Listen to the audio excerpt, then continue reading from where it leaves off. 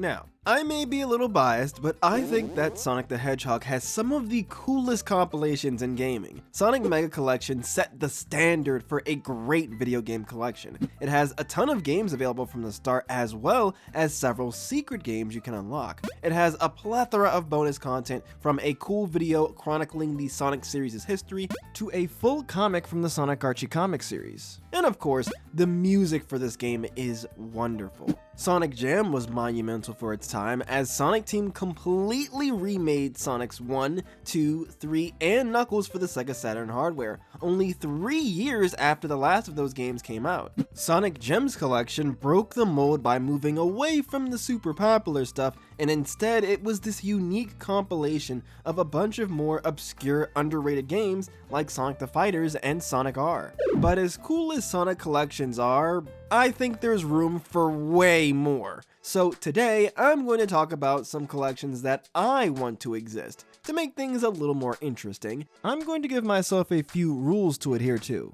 One is that the collection has to have some kind of theme, meaning the games in the collection have to share some common thread. They have to make sense together. Like, for example, I can't make a collection of Sonic 3D Blast, Shadow the Hedgehog, and SegaSonic Popcorn Shop. Those games are all totally random, there's not really any connecting piece between them. But a collection of Sonic Adventure 2, Sonic Heroes, and Shadow 05 makes sense, because all of those games tell the story of Shadow the Hedgehog. And as a bonus, all of those games were originally released on 6th generation consoles. You get what I'm saying here? Okay, moving on. 2 is that I have to give the collection a name. So for example, a name I might use for that previous collection that I brought up might be the Shadow Collection. Simple, right? 3 is that I can't have the word collection in the name of the game. While it is straightforward and succinct, I think just slapping collection on the end of the name of a group of games is a little boring. I'll have to come up with something a bit more unique. So I would have to change the name of that compilation from Shadow Collection to Shadow Origins or something like that. 4th, the collection has to have at least 3 games.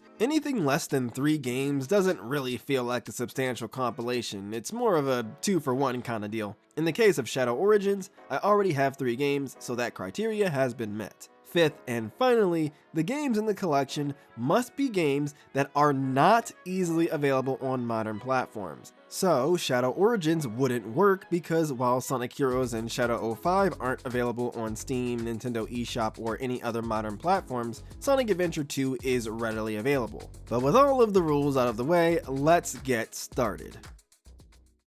For the first one, I'm going pretty normie, but I promise we'll get to some of the more weirder ones later. The first is a compilation that I like to call Sonic Absolute Advance. This is a collection that would include Sonic Advance 2, Sonic Advance 3, Sonic Battle, and Sonic Pinball Party. The running theme of this compilation is that all of the games are on the Game Boy Advance, which also ties into the name, Absolute. Absolute means total or complete, and these 5 games are a complete collection of all of the Sonic games released on the Game Boy Advance. Unless you want to count the 2 games in 1 packs as unique games, you weirdo. Most of these games are adored by fans. They all reviewed fairly well, and at least 3 of them are confirmed canon by the Sonic timeline. So factoring in all of these things, it is a crime against humanity that we haven't gotten these games, especially the 3 Sonic Advance games, on any sort of modern platform. The 2D Genesis games receive a ton of love, but the 2D GBA games don't receive nearly the same treatment, even though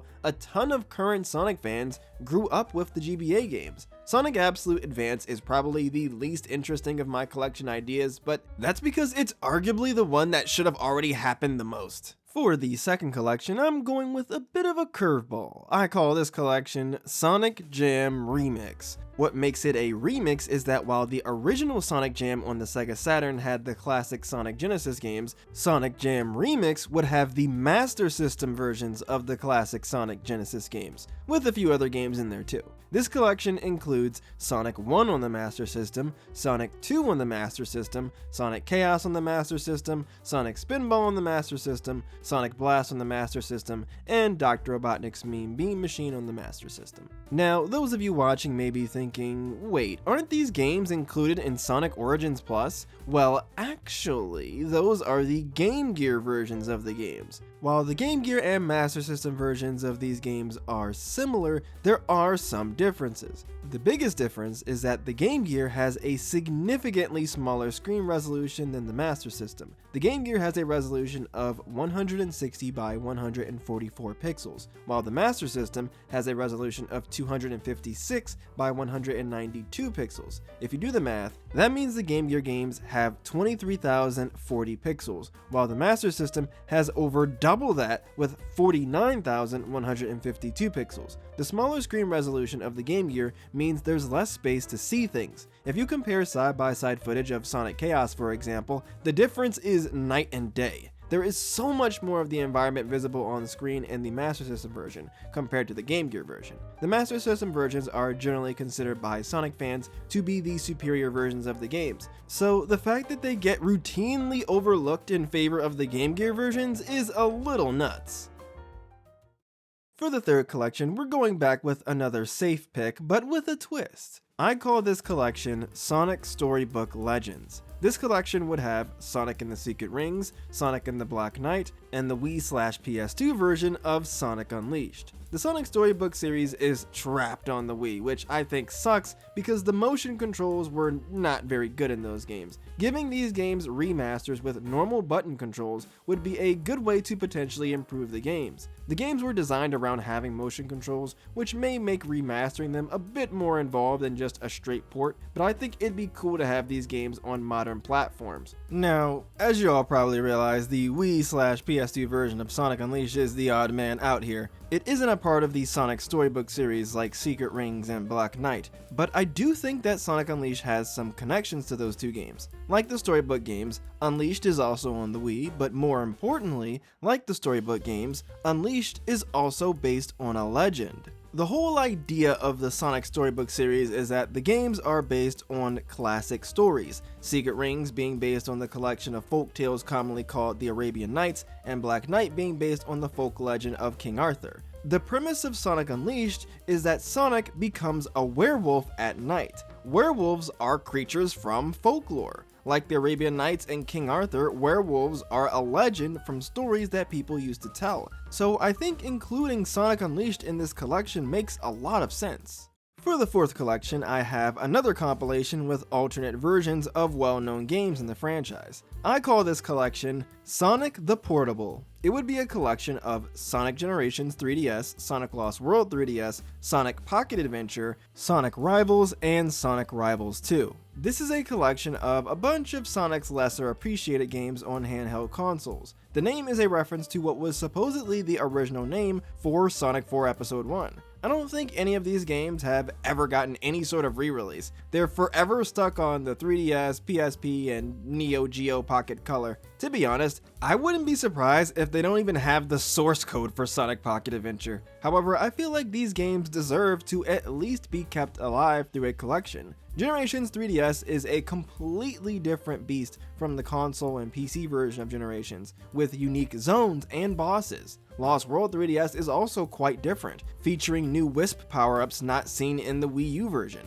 Sonic Pocket Adventure is notable for mixing elements of both classic and modern Sonic, and from what I'm aware, Pocket Adventure is the last Sonic game of the 90s, and by extension, the last Sonic game of the 20th century. The Sonic Rivals games, while not the most beloved titles, do contribute to the lore of the Sonic series, though, to be honest, I mostly just included the Rivals games because of nostalgia. What can I say? These are my dream Sonic collections, and you know what, while we're at it, let's throw in Sonic Chronicles. I know no one likes this game, but hey, even bad games should be remembered and be available to be experienced. It's the only Sonic RPG, that's at least a reason to keep it alive. For the fifth and final collection, I'm going with by far the most ambitious collection yet. I call it Sonic Arcade Classics. This collection would have Sonic the Fighters, SegaSonic the Hedgehog, SegaSonic Popcorn Shop, SegaSonic Cosmo Fighter, and Waku Waku Sonic Patrol Car. Besides Sonic the Fighters, which has gotten a couple of re-releases, namely the Gems Collection port and the 2012 PS3 and Xbox 360 version, Sonic's arcade ventures are easily some of his least accessible games, which stinks because all of them are really weird and interesting. A Sonic top-down shooter, a 3D Sonic fighting game, and a game where Sonic is with the law. SegaSonic Popcorn Shop would probably be the strangest one to re-release, as it's barely a game. It's more of a vehicle to deliver a salty snack food. Besides Sonic the Fighters, the game that I think has the biggest case for a comeback is SegaSonic the Hedgehog. It's probably the safest game out of the bunch, and it introduced Mighty and Ray to the series, so it would be really cool to let the fanbase see their debut. But there you have it, my 5 dream Sonic collections. I do have some other ideas for some other collections, but I think I might come up with some more stuff and make that into a future video. This was a fun little exercise. Let me know what Sonic compilations you'd want to exist in the comments. If you enjoyed this video, please leave a like and subscribe. And if you do subscribe, turn the notification bell on so you'll know when I upload something new. If you're interested in watching more videos where I talk about stuff, here's a video I did where I looked at a bunch of weird Sonic collections, and here's a whole playlist of Sonic videos for you to check out if you're looking for something to marathon or to just have something to listen to as background noise. That's all I've got to talk about for today though, so thanks for watching y'all, and have a great rest of your day.